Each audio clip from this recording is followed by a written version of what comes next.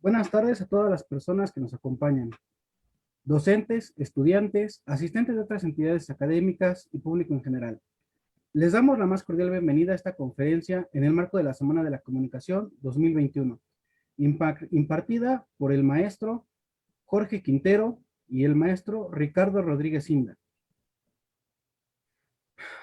Estrategias propagandísticas en las cúpulas de poder. Para dar inicio, les pedimos un minuto de silencio por los profesores de nuestra carrera que han fallecido recientemente. El doctor Rafael Ahumada Barajas y el licenciado Humberto Fernández de Lara Quesada.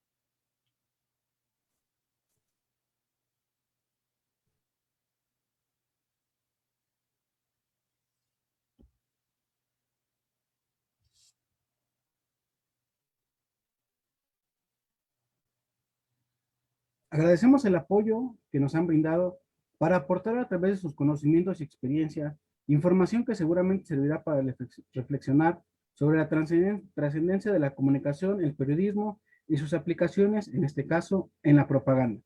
Procedo a leer una síntesis curricular del maestro Jorge Quintero. Jorge Quintero, licenciado en Comunicación y Periodismo, egresado de nuestra Facultad de Estudios Superiores Aragón. Tiene 20 años de experiencia como maestro. Fue desarrollador del podcast por la Alcaldía Venustiano Carranza. Especialista en redacción en el área de comunicación de la Cámara de Diputados.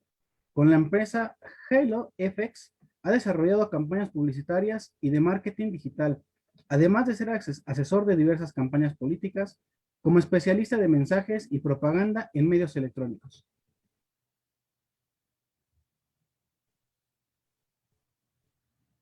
Leeré también la semblanza del maestro Ricardo Rodríguez Inda. Con experiencia profesional de 31 años, es asesor de discurso y consultor de campañas políticas y electorales. Ha sido director de comunicación social de instancias del gobierno federal y asesor de discurso de secretarios de Estado. Ha elaborado estrategias de imagen para marcas comerciales y discurso para personalidades políticas. No se mencionan por la cláusula de confidencialidad.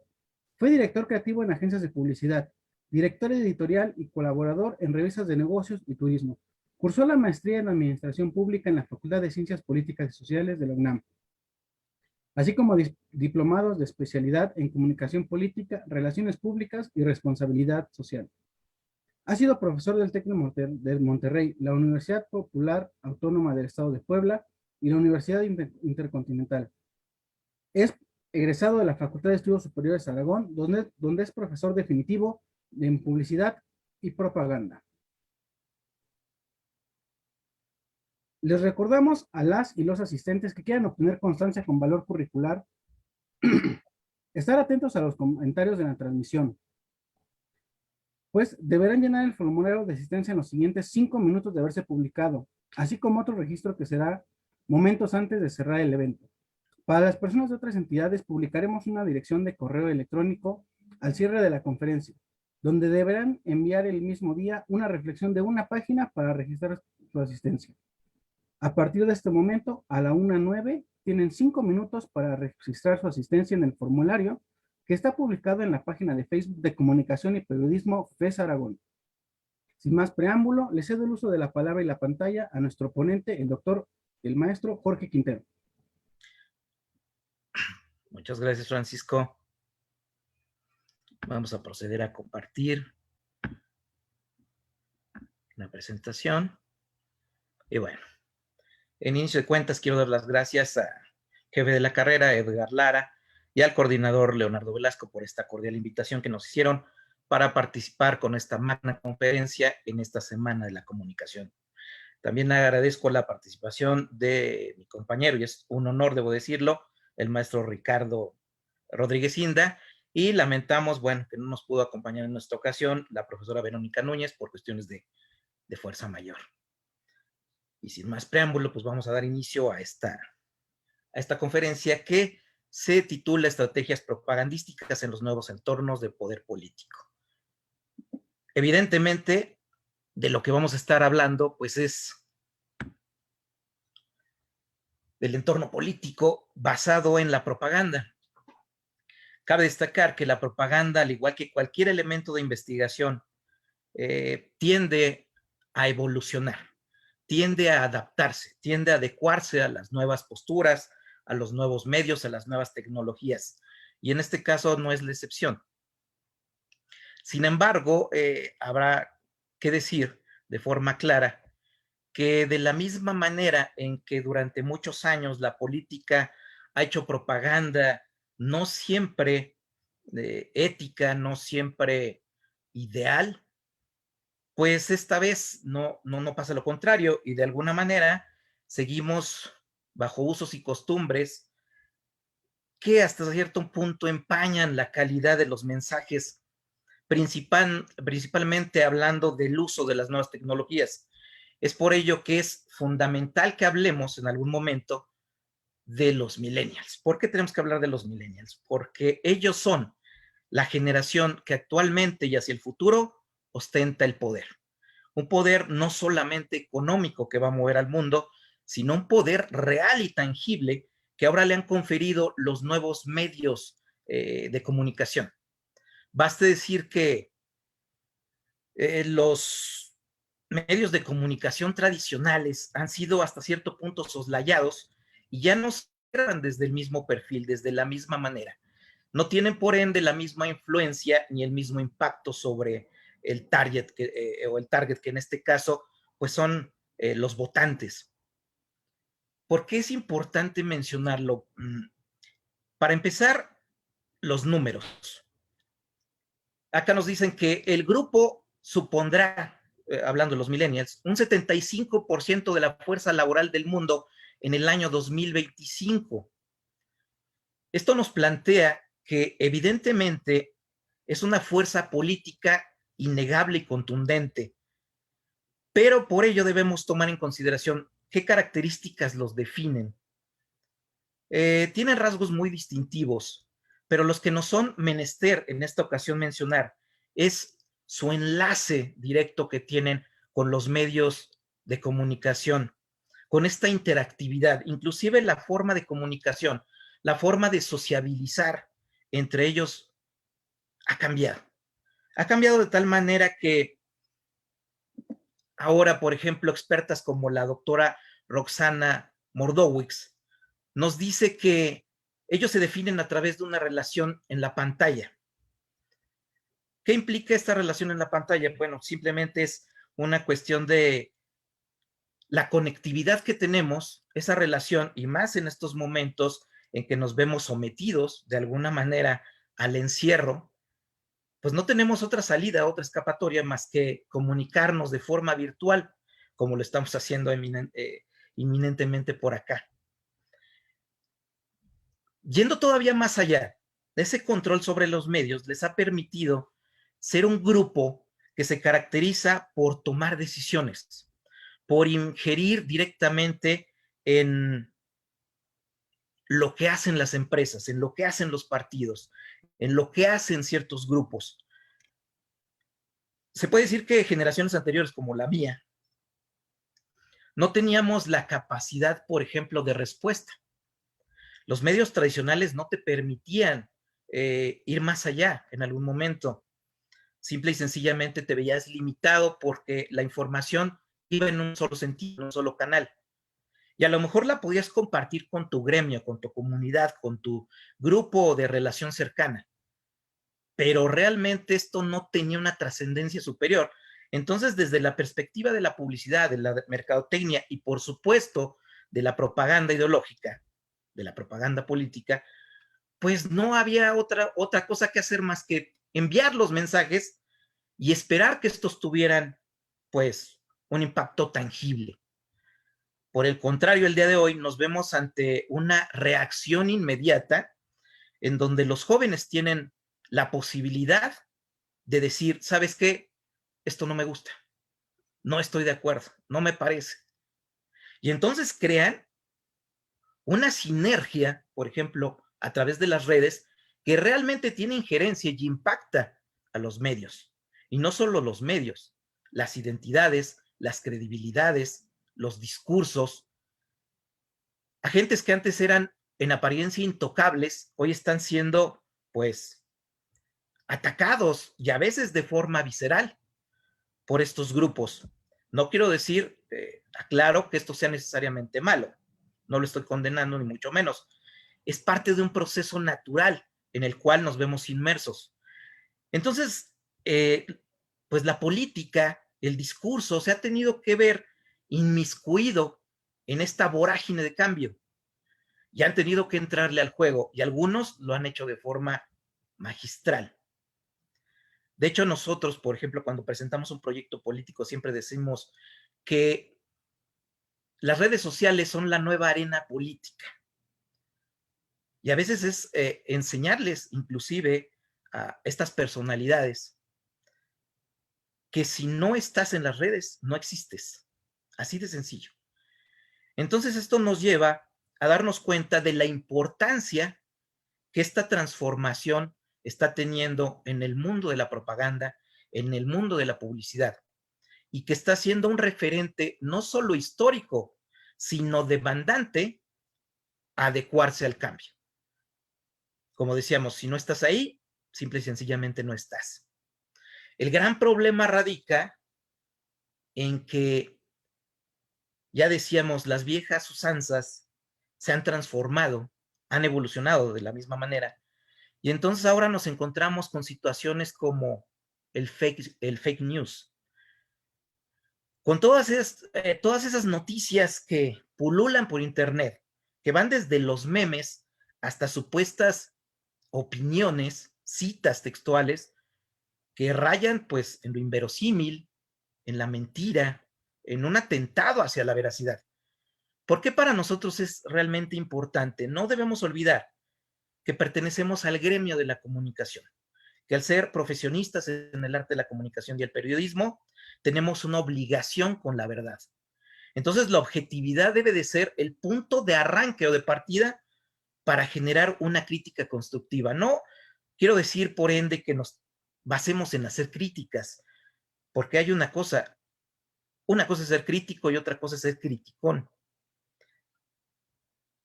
Hacer crítica constructiva desde nuestra profesión implica tener referencias, tener datos, hablar con la verdad.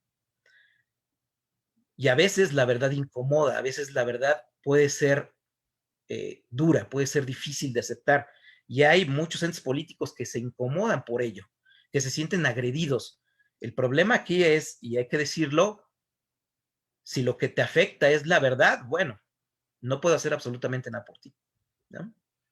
Si te estoy levantando un falso, pues ahí están los medios adecuados para que tú hagas una protesta formal y a lo mejor tomes inclusive un camino oficial, ¿no? Legal. Dada esta situación, y conociendo a nuestro target en este sentido, sabiendo el poder, el criterio que desarrolla a través de una vastedad inmensa, pues de información, porque también eso es claro en las redes sociales. El Internet ha sido un bastión de conocimiento, siempre y cuando sepamos a dónde buscar, cómo obtener esa información.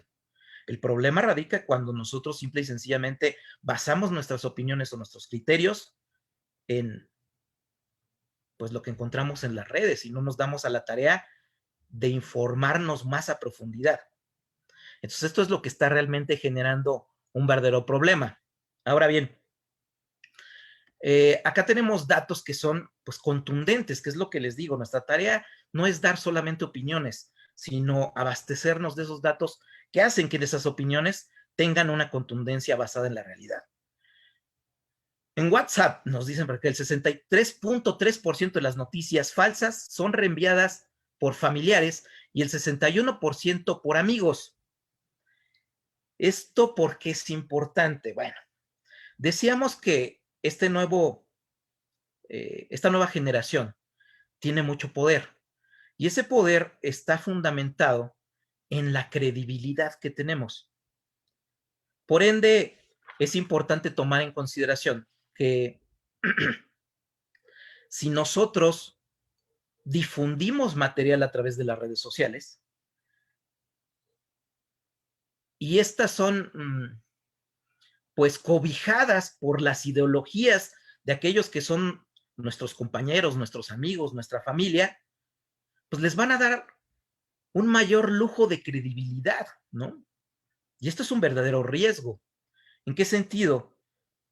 Simple y sencillamente, un estudio publicado por el MIT dice que las noticias falsas en Twitter, por ejemplo, logran una velocidad de alcance 6 veces mayor a una noticia real.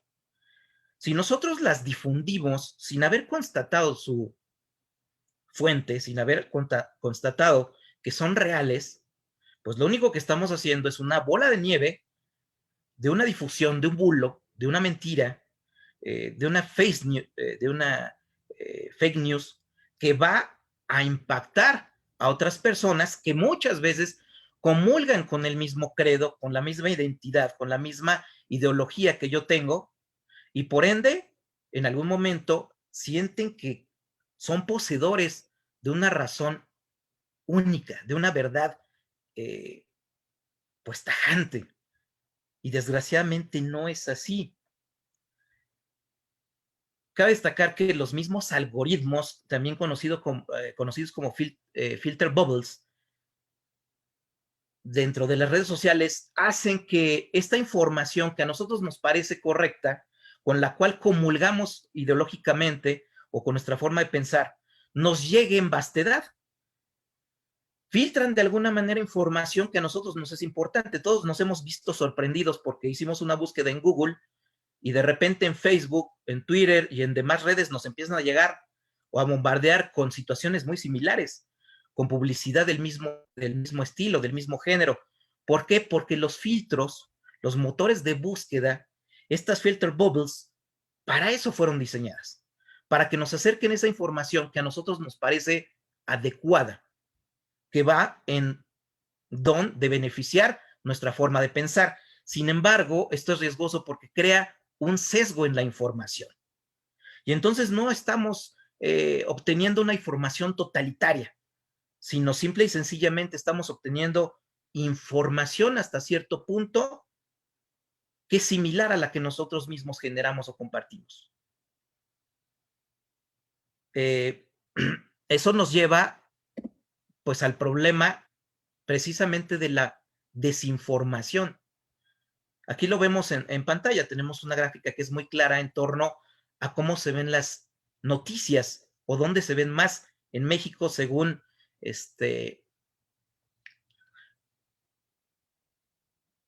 la Universidad de Cambridge. Sí, es Cambridge, si no me equivoco.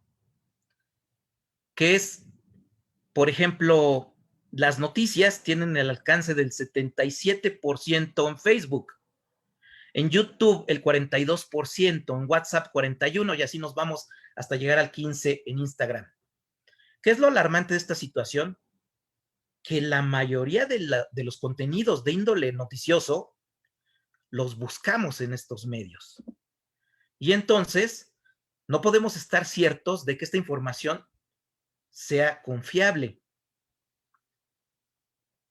Aquí cabe apuntar entonces que es nuestra obligación como medios, como periodistas, como comunicadores, hacer un juicio de valor basado realmente en una información pues que podamos cotejar de manera directa con la fuente y no ser colaboradores o partícipes de esta bola de nieve que en algún momento solo fomenta desacuerdos, polarización y, ¿por qué no decirlo?, hasta agresiones de manera directa.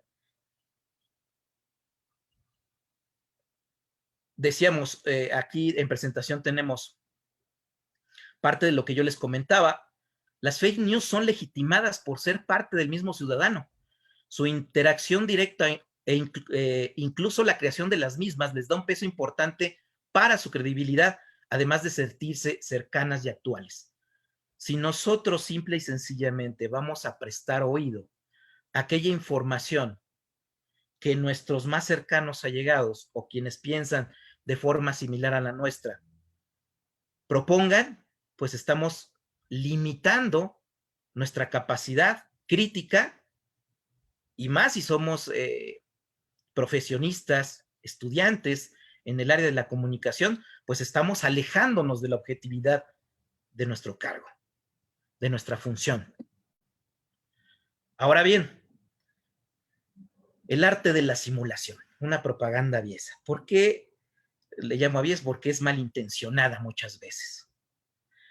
Y decía yo hace unos momentos, muchos políticos, muchos partidos están haciendo uso de esa propaganda que pues se vuelve virulenta literalmente en las redes, pero que no tiene un fondo tangible basado en la verdad. Y entonces eso genera muchos problemas, más cuando esta información viene de fuentes tan importantes como es el mismo gobierno. Y entonces, esta información falsa comienza a crecer, a avanzar, a viralizarse, y en algún momento se le da esa confianza de decir, bueno, es que viene de gobernación, es que viene de nuestro presidente, él no puede estarnos engañando.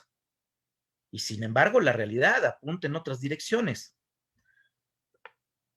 Nosotros tenemos la obligación, como yo les decía, de certificar que lo que se dice, sea quien fuere, tenga un fundamento y una relación estricta con la verdad.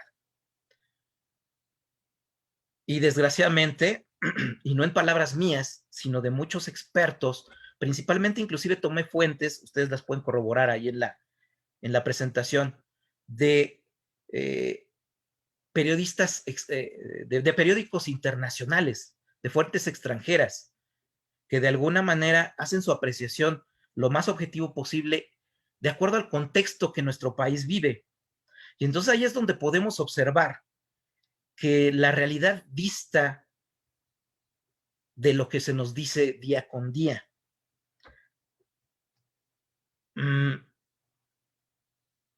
Por ejemplo, hemos escuchado que en este país cada día hay más libertad de prensa. Y hay quien asegura que realmente existe. Sin embargo, habría que hablar o catalogar lo que llamas libertad de prensa, ¿no? ¿Desde qué perspectiva lo estás observando? Si yo le llamo libertad al no perseguirte, al no acusarte, al no tomar acciones directas en contra tuya, bueno, seguramente estamos hablando de algo correcto. Sin embargo, ¿qué pasa cuando yo careo prácticamente, pongo en tela de juicio tu credibilidad y logro que empiezo a generar ataques en contra de gremios, empiezo a desvirtuar lo que tú como periodista haces? Cuando digo, bueno, no te voy a juzgar yo, que te juzgue el pueblo sabio y justo. Les voy a poner un ejemplo muy sencillo. Es tanto como si yo, en mi profesión como maestro, de repente tuviera un alumno que fuera incómodo, que fuera a lo mejor más ágil mentalmente que yo, que tuviera mayores conocimientos, o que a lo mejor se diera cuenta que, bueno, tengo algunos recovecos en cuanto a mi capacidad o calidad como profesor, y los hiciera tangibles y notables en clase, entonces esto me incomodara. Y yo dijera, yo no te voy a decir absolutamente nada, no te puedo condenar. No estamos en otras épocas cuando el maestro ostentaba un poder absolutista y te decía, no te gusta, vámonos. Y te sacaba automáticamente del salón. No, ahora lo que podré hacer es después platicar con mis fans, con aquellos con los que me llevo muy bien, con los que comulgan con mi ideología, con los que me siguen, y decirles, yo no puedo seguir al compañero, pero ¿ustedes creen que lo que hace es correcto? Lo dejo en sus manos. Y entonces ellos iban a hacer la persecución, ellos iban a atacar, ellos iban a minimizar las opiniones del compañero. ¿Hasta dónde esto no es condenable, ¿no? Entonces hablamos de libertad expresa y, bueno, vayámonos a los datos duros. No vivimos en Candyland. Eso es una realidad. En primera instancia, según una nota en el portal de UNAM Global, sacada del periódico del Independiente, México es el tercer país más inseguro del mundo. En primer lugar está Afganistán y en segundo Guatemala. Nosotros seguimos inmediatamente, pero después de nosotros se encuentran países como Siria y Irak. Bueno, no solo somos uno de los países más peligrosos del mundo, contamos con las 6 ciudades más violentas del mundo, según el Forbes, en un estudio en junio del 2020. También, según reporteros de Sin Fronteras, México es el país más peligroso para la carrera del periodismo. En 2019 hubo 50 asesinatos de periodistas que quedaron prácticamente impunes.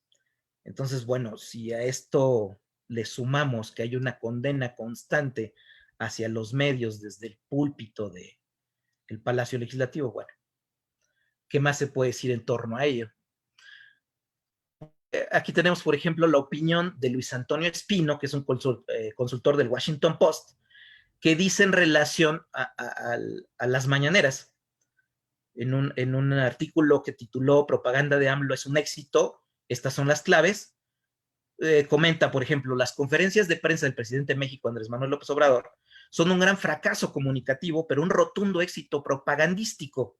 Si fueran un ejercicio serio de comunicación gubernamental, buscarían persuadir a la sociedad sobre la pertinencia de las decisiones del presidente mediante el uso de argumentos y datos veraces. Si el presidente considerara a los medios interlocutores legítimos, las conferencias serían un ejercicio de rendición de cuentas, y si tomaran en cuenta a los ciudadanos, entonces servirían a sus necesidades de acceso a la información. Pero esos propósitos no son los que animan a AMLO. No lo digo yo. Ahora bien, hemos escuchado, y esto se los quiero dejar simplemente para que ustedes hagan un análisis objetivo. No necesitamos ser, pues, intelectuales para entender este mensaje. Sin embargo, no quiero que caiga en una opinión simplemente mía. Sus enemigos, desde alguna manera, han sido, y los enumero, periodistas, intelectuales, investigadores, catedráticos y artistas. Y no me refiero a artistas, cantantes o actores, sino me refiero a artistas en el ámbito de la cultura. Si no, no tendríamos a Mayer ahí en cultura, que es un verdadero uppercut a la inteligencia y sensatez de cualquiera. Pero bueno, ¿por qué ellos son los enemigos del poder? Había que preguntarnos. ¿Por qué? ¿Qué tienen en común además estos gremios, estos grupos, para que sean constantemente denostados por el poder? ¿Qué es lo que los hace dignos de ser observados y atacados contundentemente? Y yo creo que algunos podríamos estar dentro de esos mismos gremios. Entonces hemos sido literalmente, pues, señalados, ¿no? Como, bueno, no tiene caso repetir las mismas palabras desagradables de las cuales ha hecho uso nuestro señor presidente para precisamente descalificar el trabajo de todo este tipo de grupos, de todo este tipo de gremios. Ahora bien, si ustedes creen en algún momento que yo estoy saliéndome demasiado de contexto y que entonces estoy cayendo también en una cuestión polarizada en donde solo observo lo malo que se ha hecho, No dudo que haya cosas buenas que se hayan logrado, aunque no son muy visibles. Y no es mi tarea también simple y sencillamente atacar algo por atacar. Estamos viéndolo como un ejemplo simplemente, y la razón es esta. Decíamos, esta descalificación que debemos darle a las fake news, a las noticias que no tienen credibilidad, que no son veraces, recae en situaciones como esta. La firma Spin Comunicación ha encontrado del 3 de diciembre del 2018 al 10 de junio del 2020 que el presidente sumaba 29,703 afirmaciones no verdaderas, un promedio de 73 por conferencia. Ahora ustedes dirán, ¿de dónde sacamos esos datos? Porque efectivamente ellos tienen otros datos. Lo que hacen es algo muy simple. Cada que el presidente da un dato, ellos lo anotan y van directamente a la fuente, en este caso, a las mismas dependencias de gobierno y lo corroboran. Y de ahí sacar, ok, falso. Ok, falso. Fíjense lo que nos dicen acá. La respuesta más común de la oficina de la presidencia ha sido que esa información es inexistente. Ok, no es falsa, no existe. Cataloguémosla como queramos entonces. ¿Estamos de acuerdo? No se trata de hacer leña del árbol caído, simple y sencillamente se trata de observar la realidad, por dura que ésta pueda ser. Puede gustarnos o puede disgustarnos. Yo creo que a todos nos afecta de alguna manera. Y todo parte de esta, decíamos, vorágine que generan las redes sociales, a las que el mismo AMLO en su momento llamó las redes benditas, pero que ahora pues ya no son tan benditas porque también le generan ruido en algún momento. Para ello es importante hacer un análisis de cómo se genera esta información. Voy a tratar de ser más breve. Muchas veces lo que utilizamos son los famosos bots, pero no son los bots que todos conocemos, o no todos tenemos un entendido claro de lo que es un bot. El bot tradicional es una contracción de la palabra robot, ¿no? Que no es otra cosa más que un programa informático autónomo. Esto quiere decir que se desempeña dentro de la Internet y de las redes sociales de forma autónoma, independiente, pero que tiene la capacidad de realizar tareas concretas e imitar el comportamiento humano, es decir, da likes, de repente opina, felicidades, qué buen trabajo.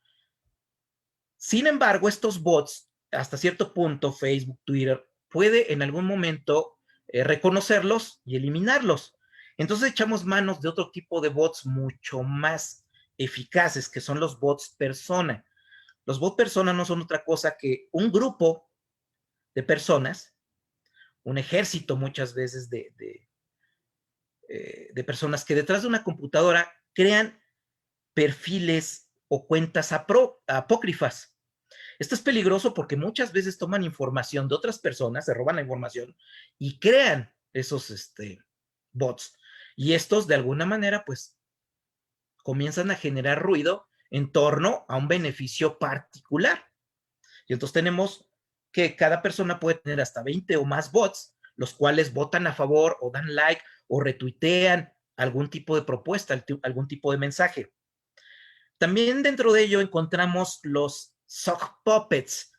Les pusieron así porque son como títeres de calcetín. Entonces son aquellas personalidades que tienen, por ejemplo, cuentas grandes, que tienen seguidores, no necesariamente gente fuerte dentro de la opinión pública, pero sí aquellos que tienen pues muchos amigos, y entonces se convierten en voceros de una ideología, de un mensaje, y tienen mucha mayor contundencia porque su credibilidad se encuentra dentro del mismo grupo en el cual están afiliados, de sus amigos, de sus seguidores, de sus fans, pero también bajo la consigna de perpetuar de manera constante una información, sea veraz o no lo sea. Y finalmente tenemos a lo que se les llaman los trolls. Nosotros los definíamos de esta manera. El bot se utiliza para adular, el bot se utiliza para pegar. Los trolls siempre buscan provocación, crean polémica y confusión entre la población. y lo que hacen es estar atacando constantemente. Estos pueden ser reales o también pueden ser falsos.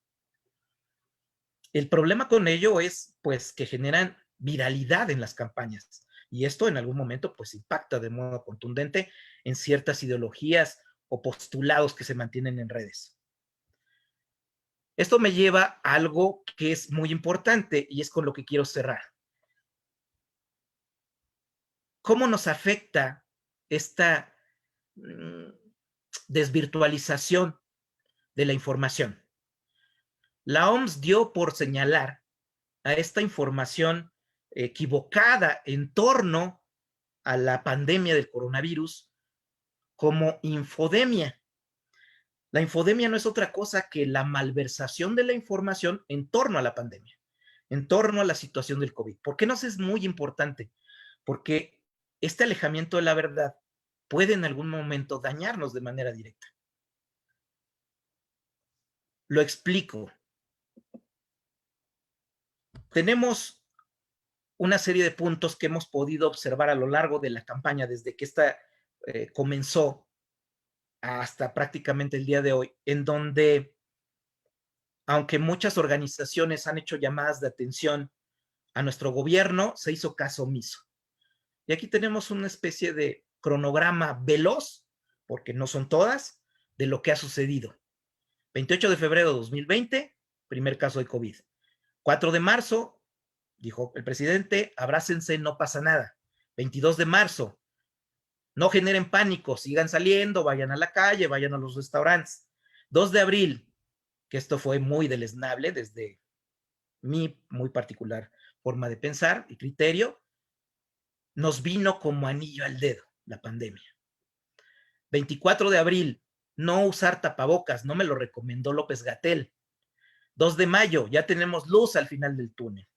31 de julio, hasta que no acabemos con la corrupción, me pondré el tapabocas, cosa que a mí se me hace como escupir hacia el cielo porque es una forma de decir que no se ha acabado y que nunca se acabará, pero bueno. 31 de julio, 22 de agosto, superamos el escenario catastrófico, ya viendo cifras oficiales de más de 60,000 muertos. 22 de septiembre, ya va a la baja ahora sí. Y 8 de febrero, me enfermé porque no me vacuné y no abusé, sin palabras. Lo que pasa realmente en el entorno de México, somos el tercer lugar mundial en muertes, hablando obviamente de COVID. Primer lugar en letalidad con 8.7 muertos por cada 100 pacientes. Último lugar de pruebas aplicadas, 3 por cada 100,000. La economía se encuentra en el segundo trimestre del 2020. La economía del segundo trimestre del 2020 cayó un 18.7%. 1 millón de micro y pequeñas empresas cerraron. 12 millones de desempleados. Las sexoservidoras en la Ciudad de México aumentaron de 7,000 a 15,000 y eso sigue en ascenso según algunas notas de hace pocos días. Los pobres y los de extrema pobreza aumentaron. 10.7 millones de personas podrían caer en situaciones de pobreza extrema, mientras que 9.8 millones enfrentan la posibilidad de caer en pobreza, según el Coneval. Y aquí simple y sencillamente lo que tomo en consideración ya para cerrar es que diferentes organismos como la OMS, como Human Rights Watch, hicieron llamados de atención a tomar en consideración la letalidad de la pandemia, el riesgo que implementaba el no hacer caso, el seguir negando el problema que existía. Basta con recordar el inicio. Mientras que en muchos países cerraron fronteras, cerraron los aeropuertos, ¿qué pasó acá? Pero bueno, el Angeles Times, por ejemplo, nos decía 3 semanas acumulando trágicos récords. México supera a la India por número de muertos. El New York Times nos aseguraba que nos estaban engañando, que los números evidentemente del gobierno son inferiores a las realidades. Y pues lo más triste se queda hasta el final, ¿no? Según nos dice Arturo Erdely, que es doctor en ciencias de matemáticas de la Facultad de Estudios Superiores de FES Acatlán, nos dijo, a través de una muestra que él mismo desarrolló, que el mínimo de muertos asciende a 600,000 en todo el país. No es el único que lo ha afirmado, otros medios internacionales ya lo habían dicho. Y de hecho es una cifra que puede estar por debajo todavía del número real, porque nos dicen que no nos vamos a dar cuenta hasta años posteriores cuál fue el impacto tan tremendo que llegó a tener el coronavirus en México. Puede llegar a ser arriba del millón. ¿Por qué lo decimos? Porque esto se basa, esta investigación, en que las únicas fuentes que existen para corroborar las muertes, pues son las actas de defunción, y solo la Ciudad de México cuenta con un registro constante de esas defunciones. Y aún así, hay ciertos criterios que afirman que no todas las muertes están registradas por casos que tengan relación con COVID, pero que muy probablemente se hayan generado en torno a la pandemia. Entonces, imagínense el número de casos que podemos estar observando a nivel nacional, donde no hay casi registros de lo que está sucediendo.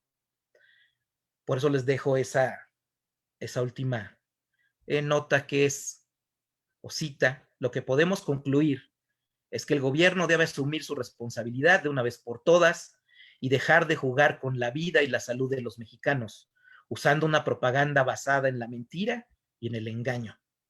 Por mi parte es todo, agradezco mucho la atención prestada y bueno, le concedo la palabra a mi querido amigo y compañero, colega, el maestro Ricardo. Gracias.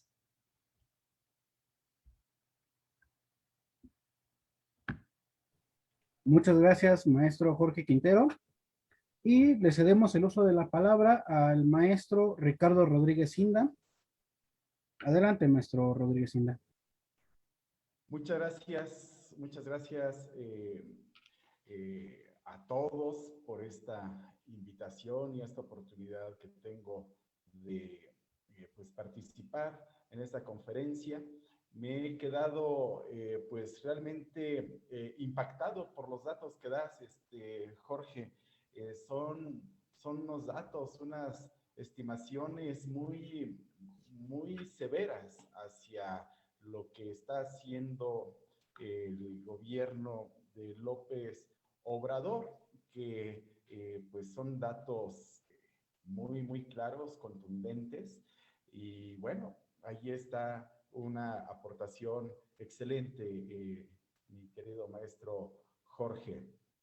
Muy bien, pues agradezco mucho la invitación a Edgar Lara, jefe de carrera de Comunicación y Periodismo, para poder realizar esta presentación el día de hoy, después de ya, no sé, 2 o 3 semanas de retraso, pero pues con todo gusto aquí estamos pues en la sana distancia de la comunicación virtual. Y pues mi visión del mensaje clave de la propaganda de la 4T, esto es básicamente un enfoque complementario con lo que ya expuso el profesor Jorge Quintero de manera muy destacada. Y bueno, pues hago también el comentario de que pues nos hace falta en este momento también la maestra Verónica Núñez con su aportación y con su enfoque, también como estudiosa de la propaganda, pero bueno, le enviamos un fuerte saludo y que todas las cosas vayan saliendo bien. Bien, pues espero no cansarlos con lo que va a ser mi pequeño speech, mi presentación del día de hoy. Mi objetivo es mostrar las características que a mi juicio, como estudioso de la propaganda, mantiene el mensaje clave de la comunicación emitida por Andrés Manuel López Obrador. AMLO, como lo sabemos quienes estudiamos comunicación, semánticamente está asociado con el movimiento de regeneración nacional, lo que conocemos como Morena, y una abstracción, un ente denominado la Cuarta Transformación o la 4T. Mi exposición para explicar mi enfoque está compuesta en 3 momentos. El primer momento pues es introductorio al concepto de propaganda en sus elementos más básicos. La segunda es una caracterización del universo narrativo de la propaganda, que pues es realizada por el gobierno actual. Esta propaganda que nos dan todos los días desde el gobierno. Y el tercer momento, pues es un desglose del mensaje propagandístico y su valor de verdad, así como la estructura argumentativa, una revisión muy básica de los argumentos más utilizados por el emisor gubernamental. Y al final vamos a ver que a pesar del ejercicio cotidiano de la propaganda del gobierno, esta no ha sido capaz de mantener el nivel de credibilidad y la aceptación con la cual inició esta administración. Por el contrario, como lo vamos a ver, es una caída la que ha tenido tanto la aceptación como la credibilidad. Mi tesis central en esta exposición es que el gobierno de AMLO está caracterizado por ser una democracia aparente, de lo que Miguel Ángel Bovero decía en su momento, que esto es del tipo de la caquistocracia, y el discurso es congruente con este tipo de gobierno. Y no obstante el esfuerzo intenso en propaganda, la credibilidad y popularidad de AMLO en realidad han decaído. Esta tesis la sostengo con razonamientos y con evidencias que expondré durante esta Pedro, muy breve charla. ¿Sí ocurre algo? ¿Ocurre algo por allí? Ok. ¿Hay problema de audio? no, profe, todo bien. Si pudiese hablar un poco más fuerte, de favor. Ok. Muy bien. A ver si ya me escuchan mejor. Como concepto de propaganda, tenemos entonces, por definición, la comunicación persuasiva que utilizan los grupos de poder en su lucha permanente para alcanzar o conservar, según sea el caso, el poder político del Estado. AMLO y lo que él mismo denomina su movimiento o también su cambio de régimen, es decir, la 4T, utiliza la propaganda cada día de manera muy activa. Yo les sugiero entender en términos muy básicos a la propaganda como la difusión masiva de una interpretación ideologizada. Vean bien, una interpretación ideologizada, dualista y polarizada del mundo. Aquí hablo entonces de la propaganda emitida por el vocero principal y líder del grupo que hoy ostenta el poder político del Estado, es decir, de López Obrador. La propaganda política inicia como una mera interpretación del mundo en la mente de un personaje político y en segundo momento integra un discurso más o menos congruente y narrado, es decir, un relato. Y ya, como se ve después, es la conformación de mensajes y su difusión hacia las audiencias como un tercer momento.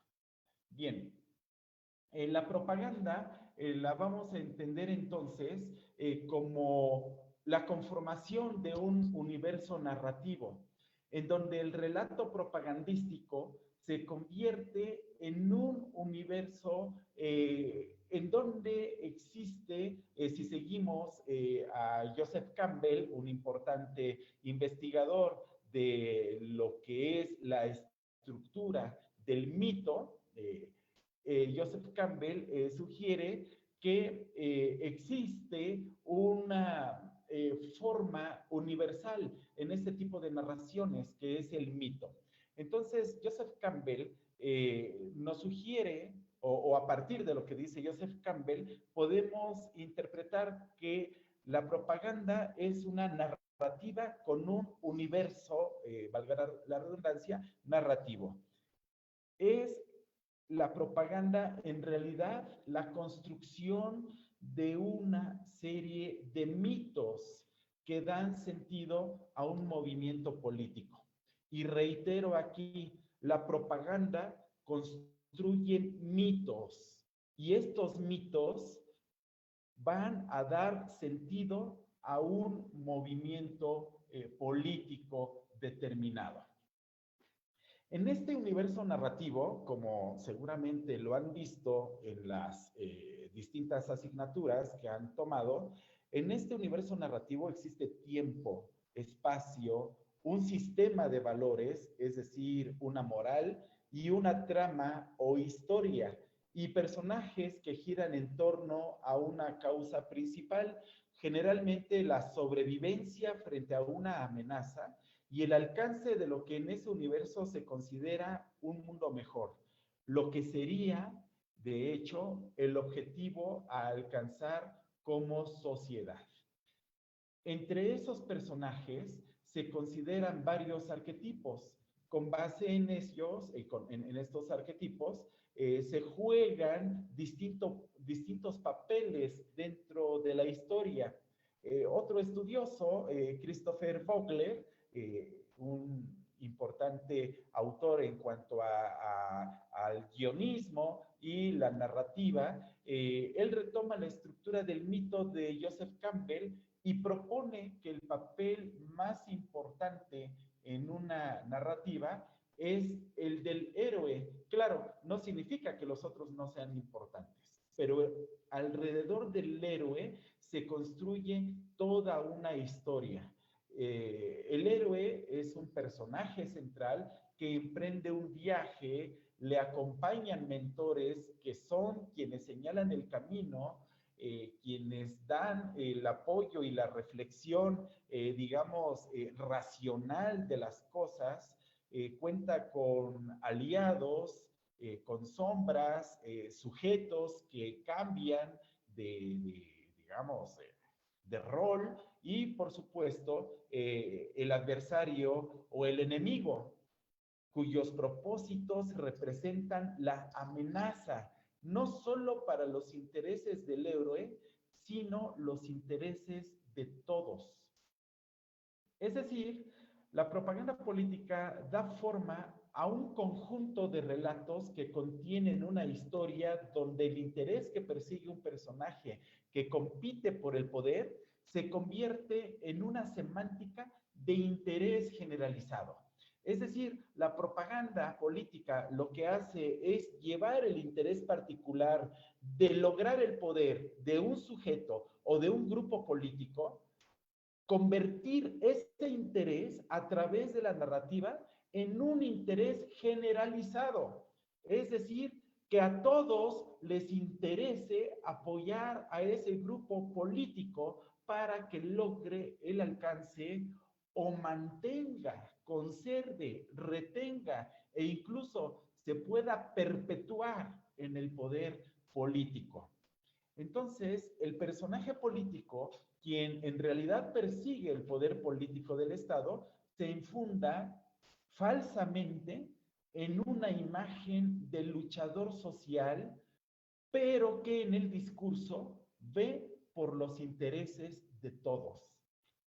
Esto, como lo vemos en los hechos, es en el fondo la falsedad de la propaganda política, ya que personajes como el propio López Obrador o Félix Salgado Macedonio o Samuel García en Nuevo León o Ricardo Anaya, que está nuevamente dando un tour por el país, o el personaje que ustedes quieran, con el discurso de luchar por los intereses generales del pueblo, disfrazan su verdadera intención, es decir, obtener el poder político para el grupo de interés del cual son voceros.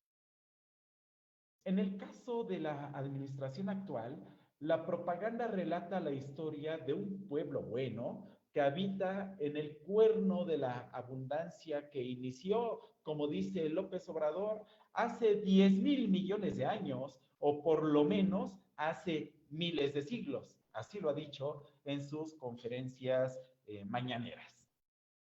Para AMLO, el mexicano es un pueblo bueno que se vio invadido por seres malos que llegaron a destruirlo y apoderarse de las riquezas. En su discurso, por supuesto, los españoles hoy deberían disculparse. Y frente a esa maldad, ha habido héroes que han defendido al pueblo bueno en distintos momentos o tres transformaciones. La primera transformación fue liberarse de la explotación de la corona española, a quienes en no pocas ocasiones se ha referido como los cachupines.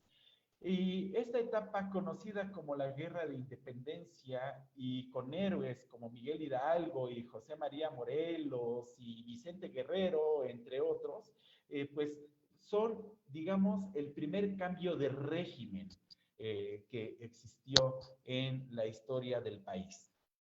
La segunda transformación fue la liberación de México de una plaga conocida como los conservadores. Estos eran amigos de la maldad extranjera. Ellos trajeron a un emperador, a Maximiliano de Habsburgo, a quien derrotó por allí un héroe surgido, por supuesto, del pueblo bueno, un indígena de origen oaxaqueño de nombre Benito Juárez, quien además promulgó lo que se conoce como las leyes de reforma, donde los liberales se erigen como ganadores y defensores del pueblo bueno frente a la amenaza representada en su momento por el conservadurismo y la Iglesia Católica. Eso fue, desde el entendido de esta narrativa de la 4T, un nuevo cambio de régimen en donde se libera el mexicano de la amenaza conservadora. La tercera transformación fue la liberación de ese pueblo bueno de un régimen explotador, dictatorial, personificado en el presidente Porfirio Díaz. Este presidente, como dice la historia oficial, fue derrocado por parte de un héroe del norte del país, de Coahuila, Francisco I. Madero, seguido de otros, y bueno, una vez que desafortunadamente es asesinado Francisco I. Madero, bueno, pues hay otros que siguen su causa, entre ellos, pues personajes populares como Emiliano Zapata y Francisco Villa, y por supuesto, la gleba, ¿no? La gleba, que es ese montón de gente buena y anónima que finalmente lograron instaurar un nuevo régimen, el régimen que después se instituye, es revolucionario, pero es institucional, ¿verdad? Y bueno, conocemos la historia del Partido Revolucionario Institucional que emana, dice en su origen, en su discurso, en su origen, el PRI pues emana de la Revolución Mexicana. Entonces, esta transformación fue conocida como la Revolución Mexicana y es el tercer cambio de régimen que existe en nuestra historia. Bueno, estos tres momentos, la independencia, la reforma y la revolución, fueron, en el relato histórico de López Obrador, tres transformaciones o cambios de régimen identificados como actos heroicos para defender al pueblo de la maldad de los explotadores, de las amenazas extranjeras, de la dictadura, de la opresión y de todo eso que constituyera un enemigo para el pueblo mexicano. Estos fueron entonces entendidos como cambios de régimen. El gobierno emanado de la revolución, dice López Obrador, primero fue bueno y una muestra es pues Lázaro Cárdenas, identificado como amigo, como defensor del pueblo porque expropió la industria petrolera. Pero ese gobierno se corrompió y volvió a ser explotador, amigo de los extranjeros voraces, opresor del pueblo, se volvió un régimen corrupto de carácter neoliberal desde los años 80 y en la narrativa, el gobierno de México cayó históricamente en poder de una clase política corrupta, traidora de los ideales y de los hechos históricos que habían sido logros de los grandes héroes de la independencia, de la reforma y de la revolución. Las tres transformaciones radicales que hemos visto, previas a la del mentor y héroe actual, es decir, López Obrador. Dentro del universo narrativo, López Obrador lo podemos entender dentro de un papel que es un híbrido entre mentor que señala al héroe, que es el pueblo mexicano, como es el mentor que le señala el camino y el qué hacer para liberarse del yugo del neoliberalismo, pero por el otro lado, López Obrador también es el héroe.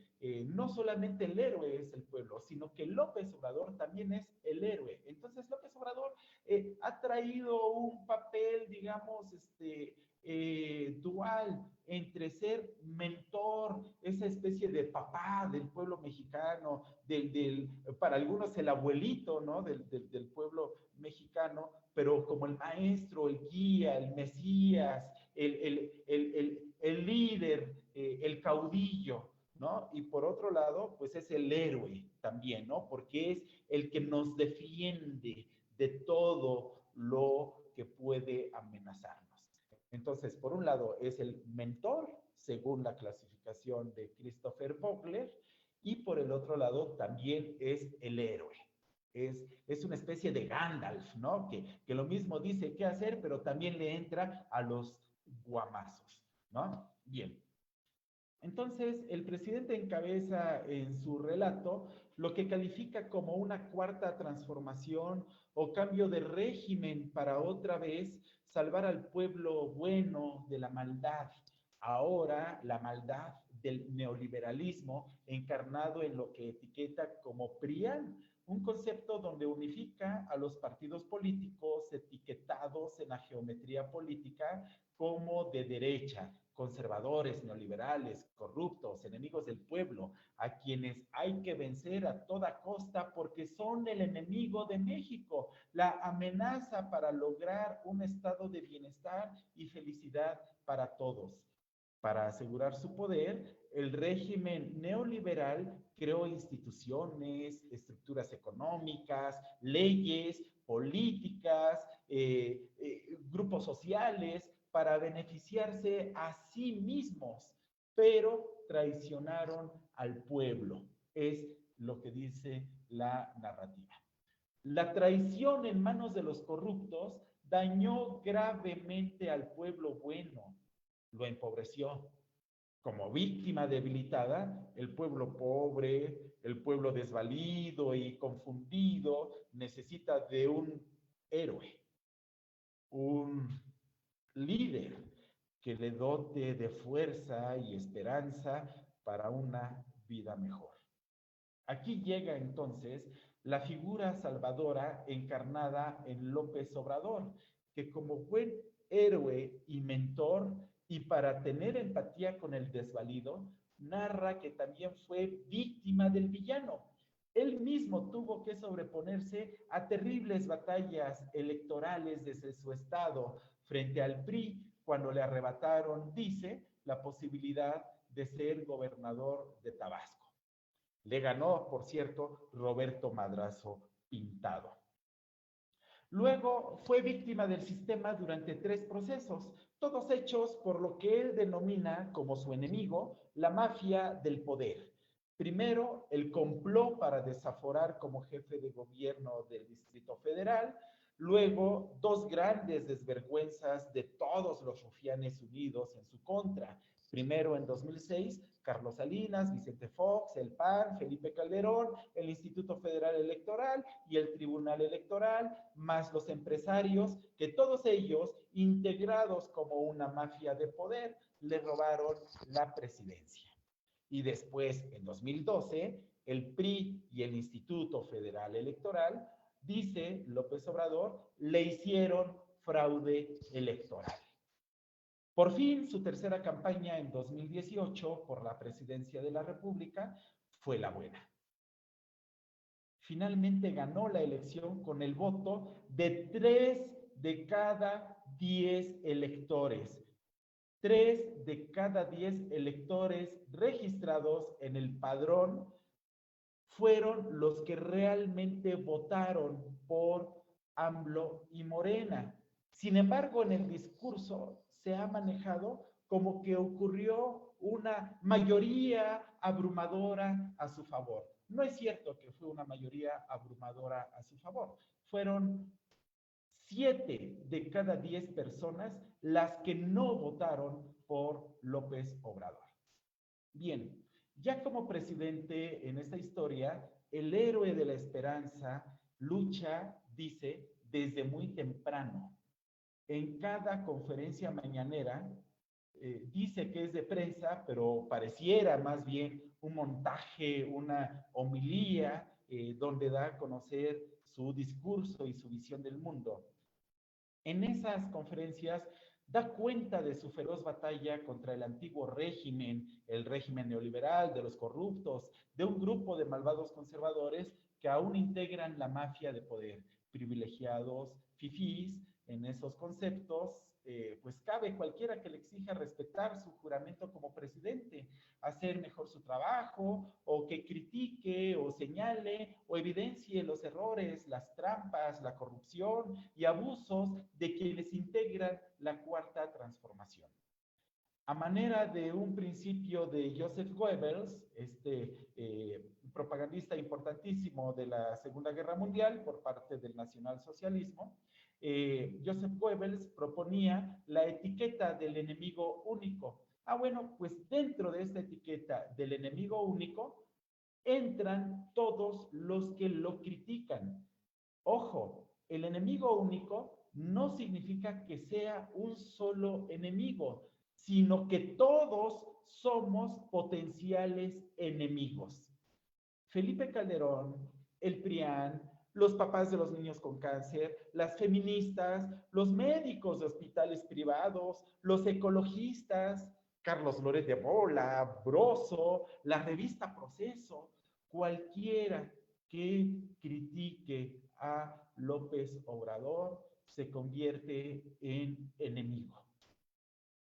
Entonces, la bondad, la honestidad, la esperanza es encarnada por López Obrador y quienes simbólicamente le acompañan, ya sean sombras, ya sean aliados, ya sean camaleones, ¿no? O chapulines, bajo su manto protector, sin importar su calidad ética, se agrupan docenas de exmilitantes del PRI, del PAN, del PRD, de lo que no pudo avanzar ya dentro de esos partidos, que ya no tuvieron lugar dentro de esos partidos, o que ya incluso habían cumplido con todo el circuito posible de cargos de elección popular y que ya no podían repetir, pues mejor se pasaron a Morena, como es el caso, por ejemplo, de Gabriela Cuevas, quien fue diputada local, jefa delegacional, diputada federal, senadora, pues ya nada más le faltaba ser presidenta de la República. Como ya no tenía opción, pues se pasó a Morena.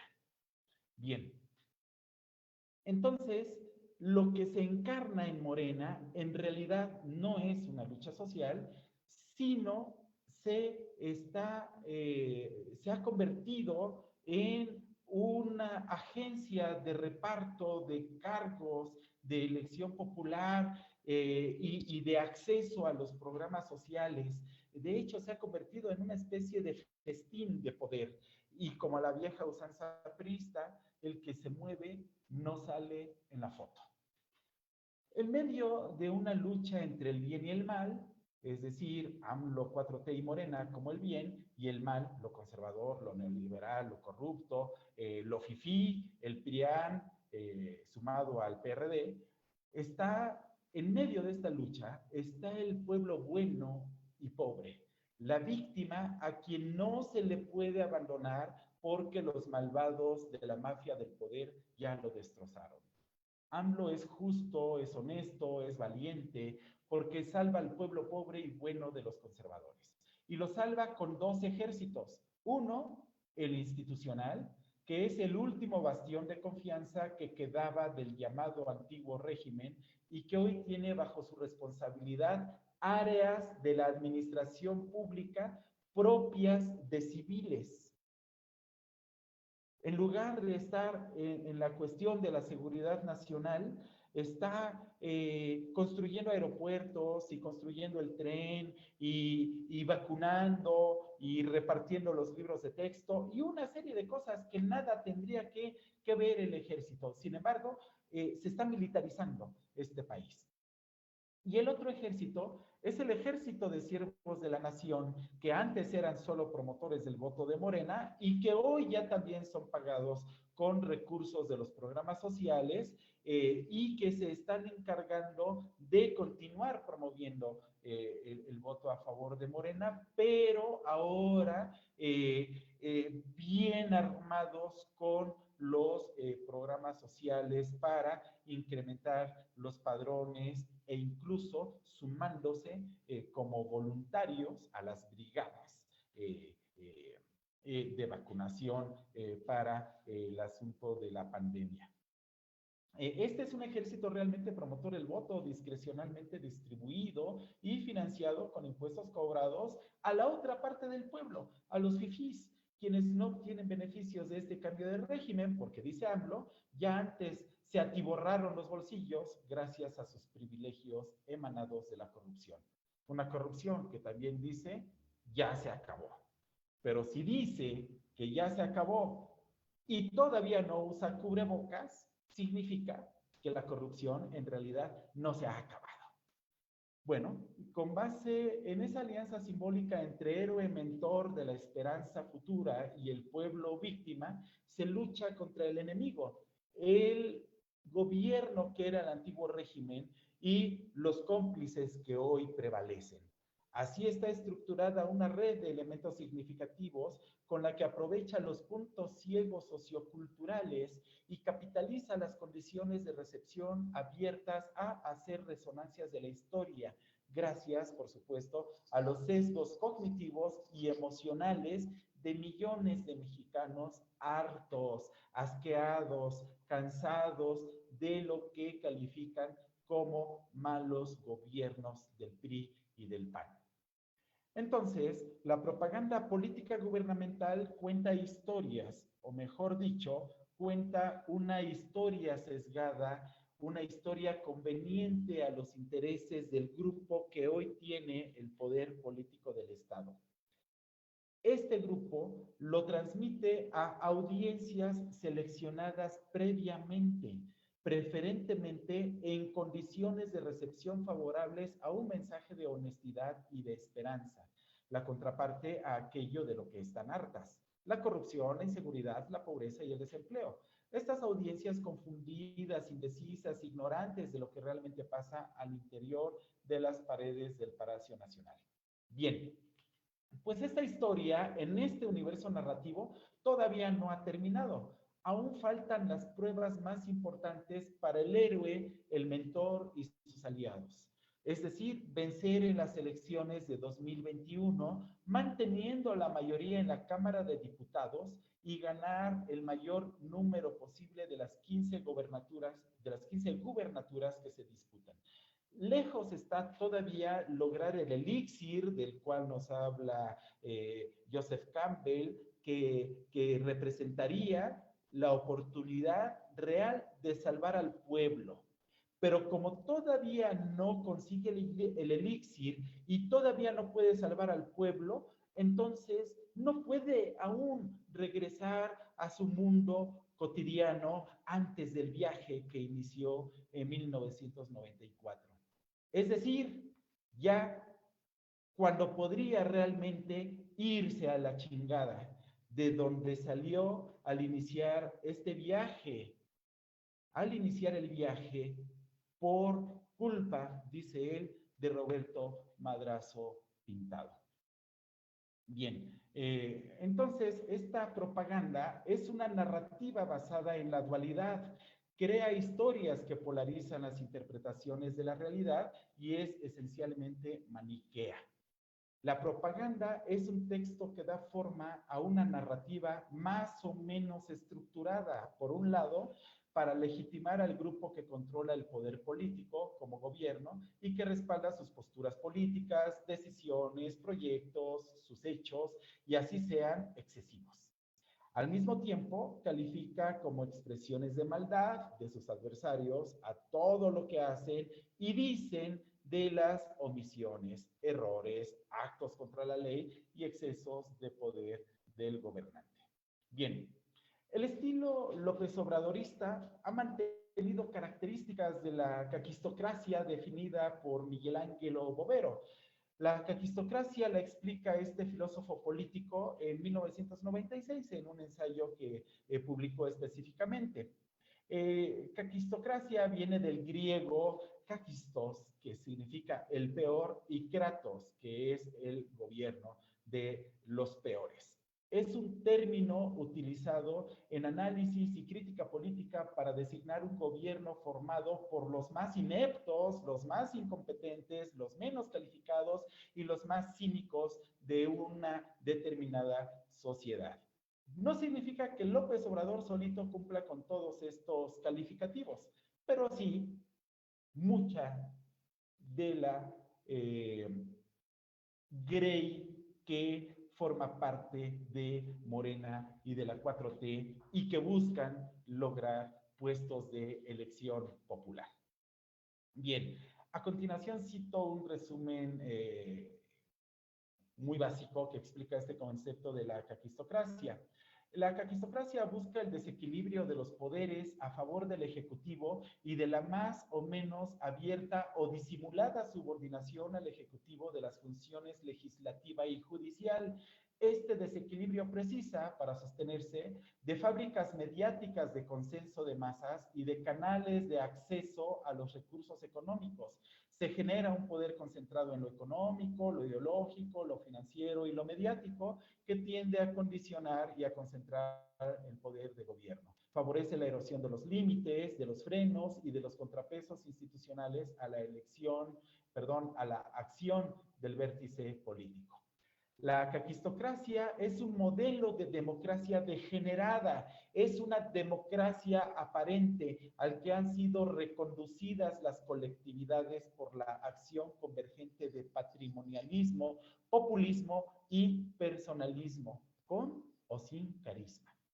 El fenómeno tiene muchas vertientes, pero todas se presentan como ocasiones de transformación de las democracias reales, no democracias ideales, sino democracias reales, que se transforman en democracias aparentes, donde aparente es el contrario de verdadero y sinónimo de falso, es engañoso. Las democracias aparentes son pseudodemocracias, donde ser y parecer ser se convierten en dos cosas completamente distintas. Los elementos principales del modelo son la colusión y confusión entre poder político y poder económico, la creación o en casos grotescos incluso la autocreación mediática de los sujetos protagonistas de la escena política, ya sean candidatos o líderes políticos, no solamente apoyados, sino incluso inventados por el marketing político. Hay una verticalización del sistema institucional mediante el reforzamiento del Ejecutivo hasta llegar a la legislación delegada o mediante decreto. Personalizan la confrontación política y la gestión del poder. Hay una búsqueda de consenso plebiscitario con técnicas populistas. El resultado, entonces, es la degeneración de la democracia hacia una especie de autocracia competitiva, al menos hasta que no llegue otro autócrata que elimine también la dimensión competitiva, trampeando definitivamente las elecciones y, si no es, también aboliéndolas definitivamente. En la caquistocracia se atacan a los órganos electorales. Y en la lucha por el poder en el marco de las democracias degeneradas, subraya Miguel Ángel Bovero, no ganan los mejores, sino los mejor adaptados al entorno, a quienes tienen acceso a la maquinaria del Estado, que son los recursos legales, los recursos financieros, los programas sociales. Entonces, en definitiva, estamos muy posiblemente cayendo en la caquistocracia. Bien, el mensaje propagandístico tiene distintos elementos que ahorita muy rápidamente comparto en este esquema. La P es de la lucha por el poder. PDO, que tenemos aquí en el segundo nivel, el PDO significa propagado positivo y propagado negativo. El propagado es el sujeto del cual se habla en la propaganda. En este caso, si nos vamos a la siguiente lámina, es López Obrador y la 4T. Y el propagado negativo, pues lo que es el enemigo de la 4T y de López Obrador. Es el sujeto del que se habla bien y el sujeto del que se habla mal. Ese es el propagado. El PMA que tenemos aquí abajo es propagandema. El propagandema positivo y el propagandema negativo. El propagandema es el conjunto de adjetivos con el que se le da sentido a la figura del propagado. Es decir, el propagado es el sujeto, el propagandema son los adjetivos. Y entonces hay propagandemas positivos y propagandemas negativos que se asocian, por supuesto, al propagado positivo, los propagandemas positivos. Honesto, valiente, mientras que el propagado negativo pues es corrupto, es neoliberal, es conservador.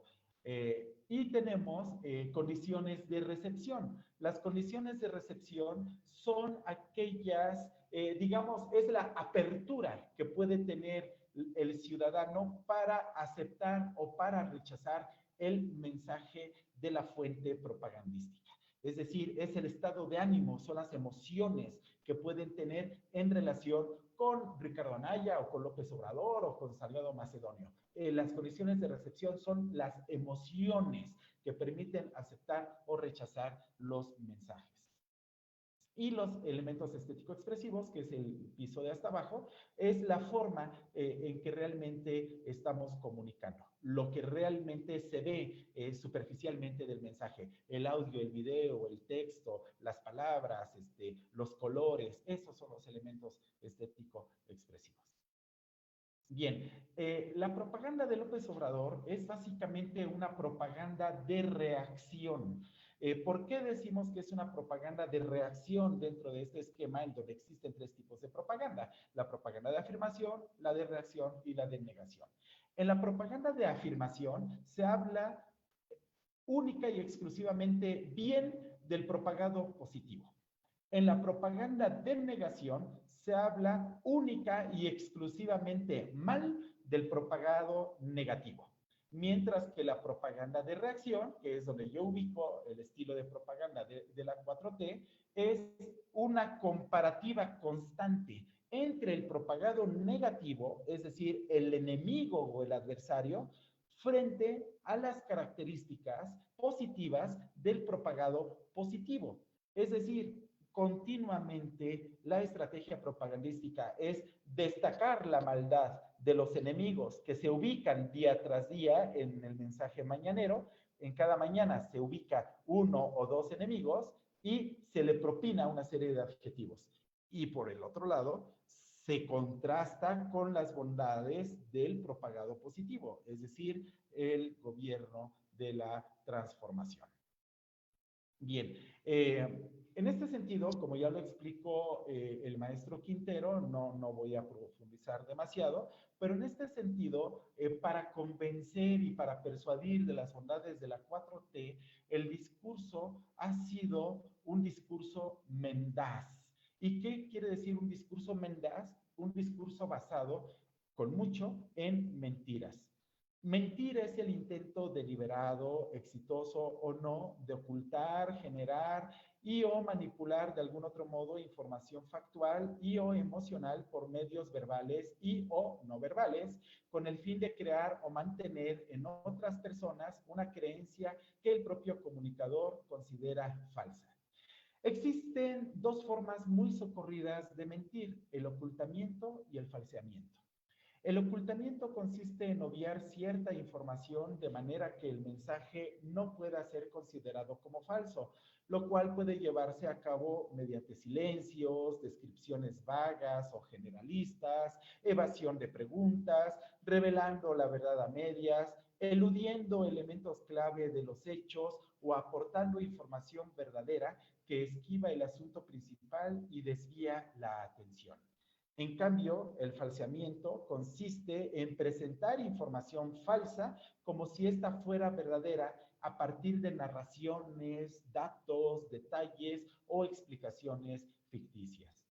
Según Paul Ekman, un psicólogo muy destacado, él estudia emociones y, digamos, gestos en el rostro para poder identificar cuando una persona miente. Bueno, para Ekman, el método preferible para mentir es el ocultamiento. Es decir, si el mentiroso está en condiciones de escoger, siempre optará por ocultar antes que falsear.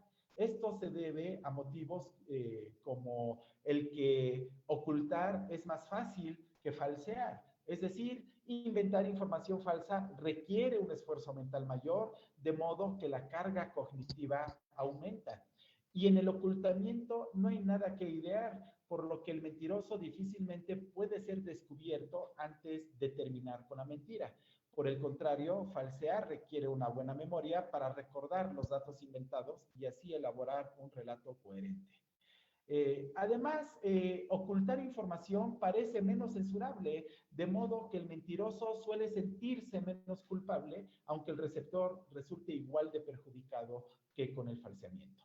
Es mucho más fácil de disimular una vez descubierto el ocultamiento, ya que el mentiroso siempre puede apelar a su ignorancia sobre el asunto, a su mala memoria o a la mala interpretación de la pregunta, por ejemplo. En cambio, cuando se descubre el falseamiento, el mentiroso no tiene vías de escape. Como consecuencia de las diferencias entre estos dos tipos de mentira, puede resultar complicado encontrar una situación en la que el falseamiento se presenta de forma exclusiva, ya que estratégicamente un mentiroso sabe que le es más beneficioso explotar al máximo una mentira por ocultamiento.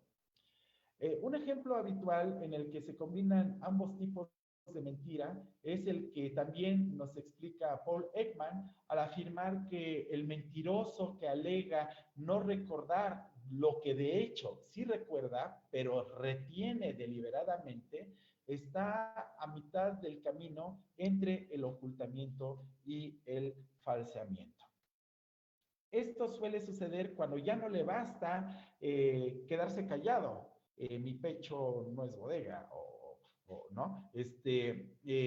Alguien hace una pregunta, se le reta a hablar, pero el falseamiento aquí consiste en no recordar, evita tener que recordar una historia falsa y lo único que busca recordar es su afirmación de que la memoria le falla o de que tiene otros datos. Y si más tarde sale a la luz la verdad, pues siempre podrá decir que no mintió, que solo que no lo recordaba o que le pasaron una información no actualizada. Bien, de todos modos existen algunas mentiras para las que el ocultamiento no es suficiente y por lo tanto obligan a falsear. Además de estas dos, existen otras formas de mentir, por lo menos 4.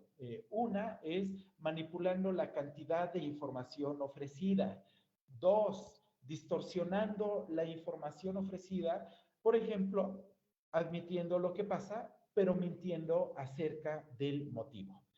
3, presentando información de manera equívoca o ambigua, como sería el caso de alguien que admite lo que trata de ocultar de forma exagerada, con un cierto tono de voz de burla, para así disipar las sospechas sobre su persona.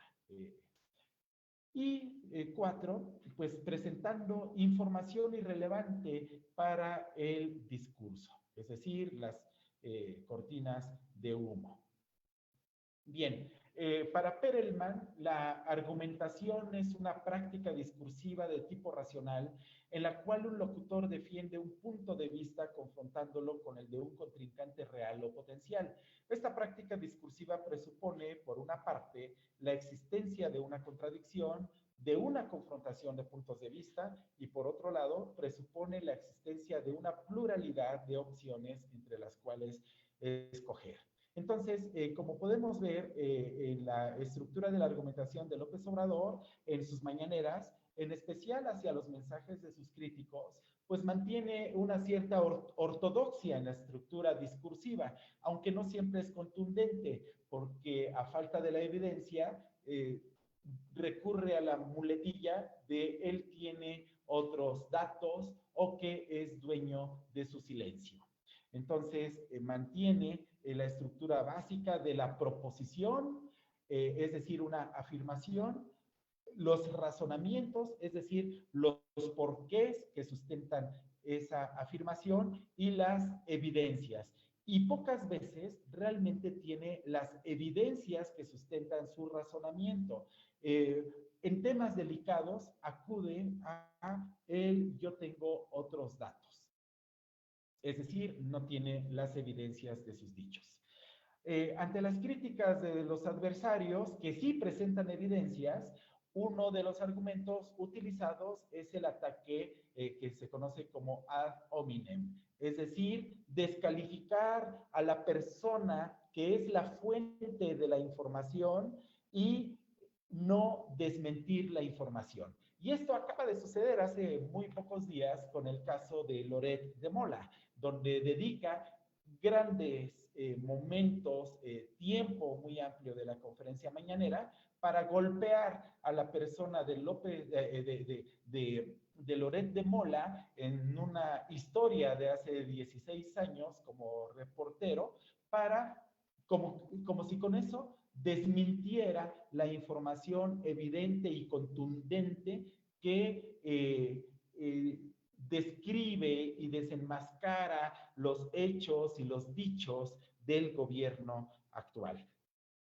Bien, ya casi terminamos. En la década de los 90, Paul Ekman propuso una lista de emociones básicas. ¿Y por qué hablo de emociones? Bueno, pues porque la propaganda acude esencialmente a la utilización de emociones para persuadir. Las emociones básicas son estas: el alivio, el bochorno, la complacencia, la culpa, la diversión, el desprecio o el desdén, el entusiasmo, la felicidad, la ira, el miedo, la tristeza, el orgullo, el placer, la repugnancia o el asco, satisfacción, sorpresa y vergüenza. Bueno, todas estas emociones las utiliza cualquier propagandista con cierto nivel de experiencia, porque es más fácil persuadir con base en las emociones que convencer con base en los razonamientos. Y esto lo estudiaron dos expertos en el estudio de la persuasión, Petty y Cacioppo, quienes generaron el modelo de probabilidad de la elaboración, en donde, repito, el mensaje más efectivo es el que motiva las emociones. Es lo que ellos califican como la ruta periférica. Bueno, pues este tipo de trabajo, generando emociones, utilizando la ruta periférica, es el discurso de López Obrador. Más que razonamientos, incita a las emociones. ¿Y por qué le resulta efectivo? Porque las emociones no requieren de una elaboración racional, sino incitan a decisiones impulsivas, no racionalizadas, y tienen efecto inmediato. Por eso es que en la propaganda de López Obrador, especialmente en sus mañaneras, continuamente se refuerzan emociones negativas hacia sus adversarios, como el desprecio, la ira, el temor, la vergüenza, y obviamente positivas hacia él y la 4T, como la complacencia, el alivio, el entusiasmo y la satisfacción. Obvio, la esperanza. Bien, finalmente veremos que el impacto que tiene la propaganda de la 4T no necesariamente es un impacto positivo, es decir, no le ayuda, la propaganda lo suficiente para mantener los índices de aprobación de su gestión, porque, como podemos ver, la aprobación de su gestión evaluada en el primer trimestre de 2021 por GA Ipsos cayó 7 puntos porcentuales con respecto a noviembre del año pasado, para ubicarse en 50% contra los 57 que tenía hace unos meses. Además, el otro indicador que revela que el presidente no pasa por su mejor momento en credibilidad porque se derrumbó 17%. Es decir, ahora solo 13% le cree mucho contra 30% que le creía mucho en marzo de 2019, cuando comenzaba su sexenio. Muy bien. Y quienes no le creen nada aumentaron de 16% a 31% en este lapso de noviembre del 19 a marzo del 21.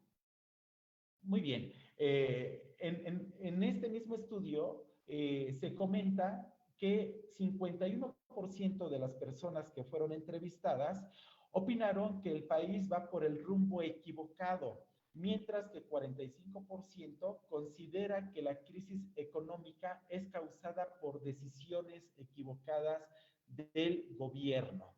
Es decir, por mucha propaganda, por muchas declaraciones que hace López Obrador y sus aliados, esta propaganda no necesariamente está redundando en una mejor opinión en la gente. Como conclusión, entonces, tenemos que la propaganda de la 4T ha conformado un universo narrativo donde el pueblo es un actor que históricamente ha sufrido el agravio de la maldad.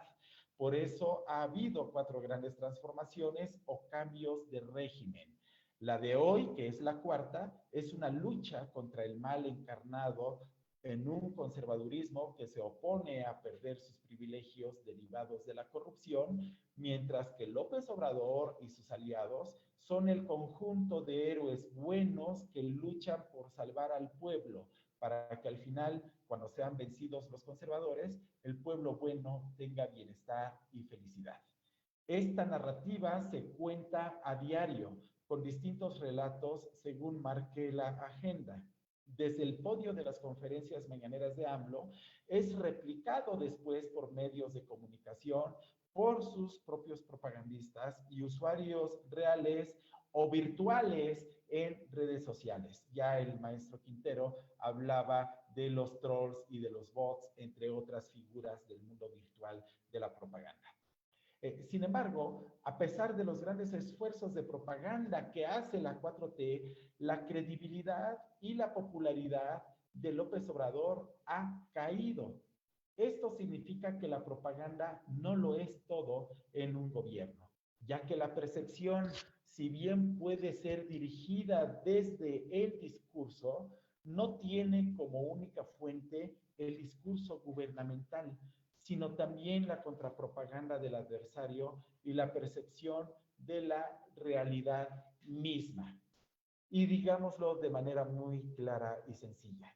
Desde la teoría de la resonancia cognitiva, la gente acepta y cree aquello en lo que quiere creer.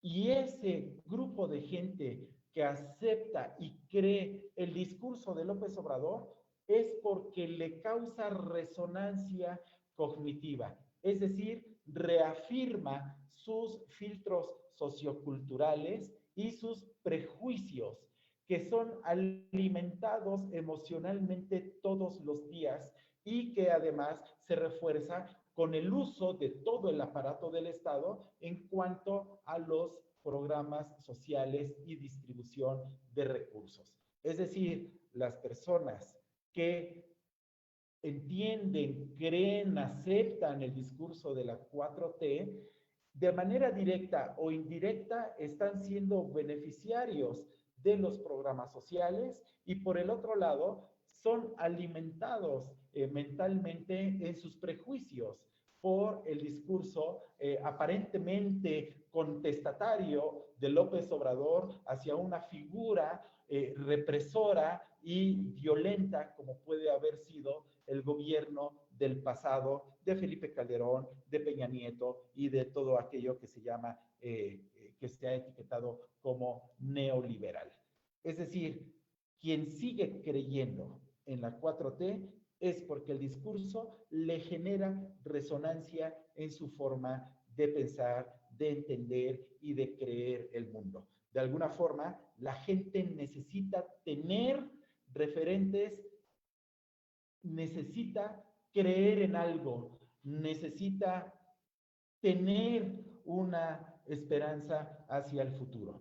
Y las promesas cotidianas que no se convierten en una realidad propiamente, que todos los días genera López Obrador, son precisamente ese alimento discursivo que causa la resonancia cognitiva en aquellos que no solamente por la propaganda, sino también como beneficiarios de todo el aparato del Estado, del cual se está haciendo uso con estos fines, digamos, partidistas.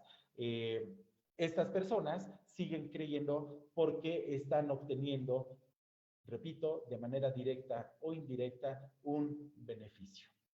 Y los que no creen, los que lo critican, son personas a los que les causa disonancia cognitiva ese discurso y esa forma de hacer las cosas.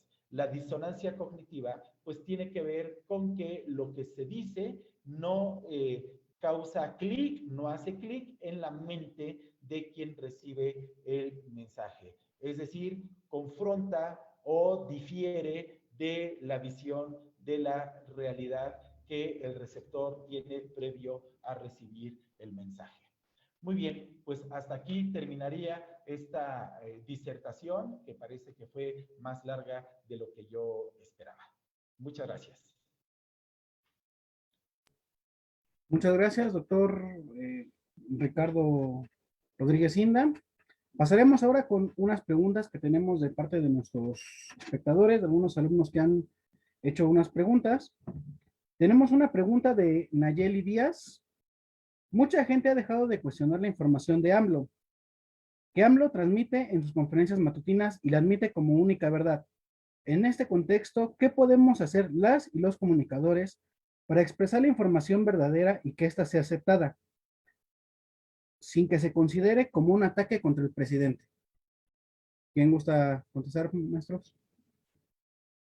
Bien, pues el trabajo de los comunicadores básicamente es el cuestionar, independientemente de la simpatía o antipatía que tengamos por los personajes públicos. El trabajo del comunicador y básicamente del periodista es cuestionar acerca de la veracidad o la mendacidad de lo que se está diciendo.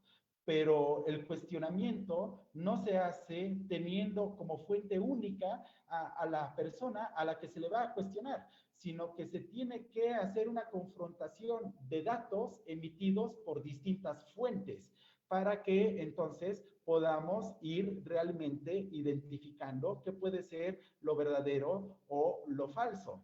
Si seguimos a los estudiosos de la hermenéutica de la verdad y de la mentira, para diferenciar lo verdadero de lo falso, pues es muy sencillo, ¿no? ¿Qué es lo verdadero? Pues lo que no es falso. ¿Y qué es lo falso? Pues lo que no es verdadero, ¿no? ¿Y cómo lo podemos hacer? Pues confrontándolo con distintas fuentes y alimentando nuestra, digamos, nuestro árbol, nuestra forma de tener criterios que no pueden ser sesgados solamente a tener como fuente a una persona o a un grupo de poder.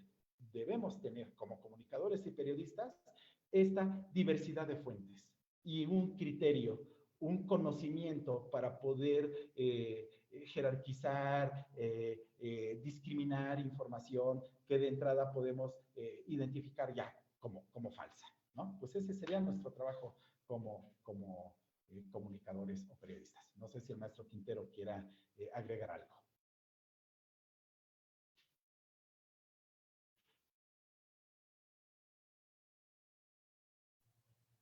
Bueno, solo para complementar lo que acertadamente nos dice el profesor Ricardo, lo único que puedo decir en torno a cómo hacerle para que el susodicho afectado por nuestra crítica no lo sea, pues es simple y sencillamente imposible. ¿En qué sentido? Nosotros no estamos, o nuestra profesión no nos forja para darle gusto a nadie. El discurso debe de ser veraz, debe ser objetivo, debe de estar, como bien afirma el profesor Ricardo, sentado sobre bases tangibles. Entonces, ¿qué nos va a dar esa credibilidad? Las fuentes que busquemos. No hay más. Y desgraciadamente, pues sí, nos vamos a enfrentar a lo mejor a un disgusto y en algún momento a un factor quizás inclusive de represión. Pero vaya, es el riesgo que esta carrera representa muchas veces cuando nos dedicamos principalmente a hacer una crítica de índole política. Nunca les vamos a caer bien, eso es una realidad. Y pues bueno, ahí están los que viven del chayote, ¿no? Entonces ya López Obrador sabrá si te pasas del lado de la jornada, pues si te toca o si no. Pero a final de cuentas, nuestra obligación es discernir la realidad y representarla, incomode y duela a quien le duele. Muchas gracias por su respuesta, profesores. Tenemos un par de preguntas más de Diego FT. Entonces, ¿la propaganda se está haciendo a través de las redes sociales? Adelante, maestro Quintero. ¿Quién gusta responderla? Bueno, no es que la propaganda se haga solamente en las redes sociales. Lo que estamos viendo es un cambio transitivo de generación. Entonces, los medios tradicionales ya no son tan contundentes porque no tienen la magnitud de alcance y de impacto que las redes sociales actualmente representan. Creo que a fin de cuentas hay un factor de importancia y de interés de asociar y asimilar de dónde viene, de dónde procede la información y en dónde termina, pues, generándose su expansión. ¿Qué podríamos hablar de los medios tradicionales? Que ellos la presentan, siguen fungiendo como presentadores de información en un solo canal, aunque ya tienen evidentemente páginas, ya tienen algunos sitios en internet a través de los cuales nosotros podemos pues confrontarlos. Es como más obvio que la intensidad de la crítica social se da en las redes porque es donde todos de alguna manera podemos participar. Entonces, si hay alguien como Broso, el que yo observo como injustamente culpado por la sociedad, pues se nos olvida qué tan crítico fue en el periodo de Peña Nieto, él puede subir un comentario virtual a Twitter, a Facebook, y automáticamente nosotros tenemos la posibilidad de interactuar con él, de estar a favor o en su contra. Entonces, creo que lo que representan las redes sociales para la propaganda es un caldo de cultivo mucho más amplio, donde todos en algún momento podemos meter la mano y pues externar nuestros intereses, nuestras opiniones e incluso, y lo hemos visto con desagrado, ofender, agredir de forma malsana con aquellos con los que no estamos de acuerdo. Sí, muy bien. Y complementario a esto, las redes sociales son uno de los medios que tenemos para hacer campaña. Es decir, cuando hacemos campaña aérea, hacemos campaña terrestre y hacemos campaña digital. La campaña aérea pues está conformada por emitir los mensajes a través de los medios de comunicación tradicionales, como la radio, la televisión, el cine, los medios impresos, las carteleras espectaculares, la publicidad móvil, porque hay que recordar que si bien Internet es muy importante, en nuestra sociedad existe una gran brecha digital. Y esta brecha digital es que todavía hay un porcentaje alto de personas que no tienen acceso a Internet de manera cotidiana. Es decir, ellos no están en las redes sociales, Ellos no están recibiendo el mensaje las 24 horas en su teléfono celular o en su computadora o en su Smart TV. Es gente que todavía requiere para informarse del perifoneo, del cartel, de la radio comunitaria o de la radio comercial o de la televisión abierta, porque ni siquiera paga la señal de streaming porque no tiene internet o tampoco tiene servicio de televisión por cable. ¿No? Es decir, se requiere de la campaña aérea, nos guste o no nos guste, seamos millennials o centennials o lo que sea, existe una gran población que en algunos casos son determinantes en los movimientos sociales, en la resistencia social local, en el apoyo a candidatos locales o que determinan la elección local. En Coahuila, hay que recordar, hace unos meses, en Coahuila el PRI ganó llevándose el carro completo. ¿Qué Morena ni qué nada? O sea, el PRI gana carro completo. Hidalgo gana, recupera el Estado, el PRI. Es decir, si creían que estaban moralmente vencidos, están equivocados, porque quien sabe hacer propaganda, aún sin tener acceso a los recursos del Estado, puede voltear la tortilla, pero con estrategias locales. Y en las estrategias locales no se trabaja solamente con redes sociales, se trabaja con campaña aérea y se trabaja con campaña terrestre. Es decir, la presencia física de la institución, del personaje, de la marca, si fuera una cuestión publicitaria, así como se hace la promoción y el reparto del nuevo pastelillo que saca Marinela en todas partes, no importa si lo subió en redes sociales, en Twitter y en Instagram, la gente tiene que probar el maldito pastelillo para que lo compre. Tiene que saber que ya lo están vendiendo. Si no, las redes sociales se van al carajo. Y hay algo que debemos entender muy bien. Las elecciones, si hablamos estrictamente de propaganda política electoral, las elecciones no se ganan en las redes sociales. Las elecciones se ganan en las campañas terrestres. Es donde se gana. En las redes sociales existe una gran discusión, grandes insultos, es catarsis en las redes sociales, pero son activistas de sillón, muchos de ellos. Son trolls, son personas que no tienen nada que hacer muchas veces y ahí están metidas.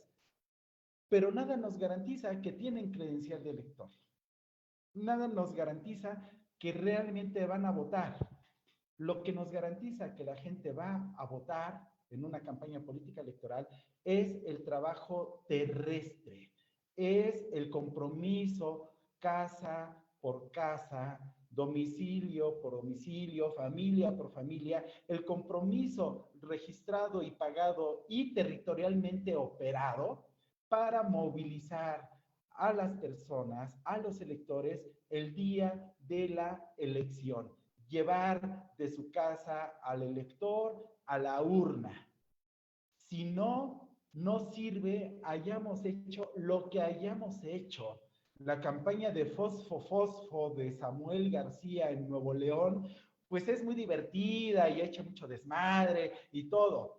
Pero si eso se queda en Instagram y se queda en Twitter y se queda en Facebook y no logra movilizar electores, no va a ganar Nuevo León. Así sea fosfo. Muy bien, pues es lo que tenía que decir. Muchas gracias, maestro Ricardo, maestro Jorge, por su participación. Muchas gracias a los jóvenes, a los estudiantes que nos acompañaron y que nos hicieron preguntas.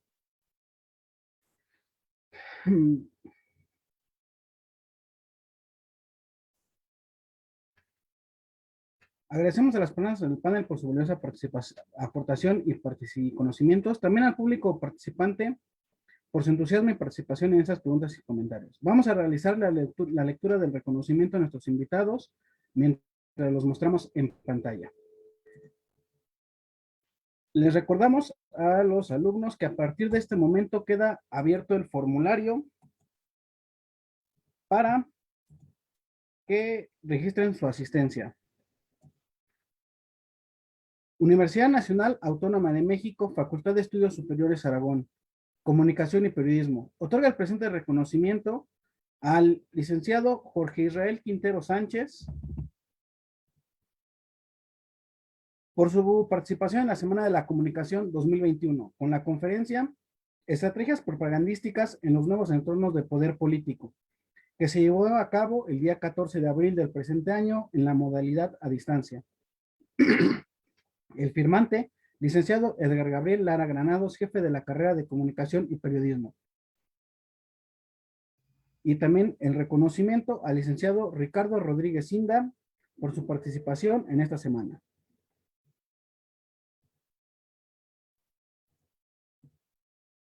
Finalizamos este evento y les invitamos a seguir participando en las demás conferencias de nuestra Semana de la Comunicación. Buenas tardes y por favor síganse cuidando. Por mi raza hablará el espíritu. Hasta pronto. Buenas tardes, termino la transmisión vía Facebook.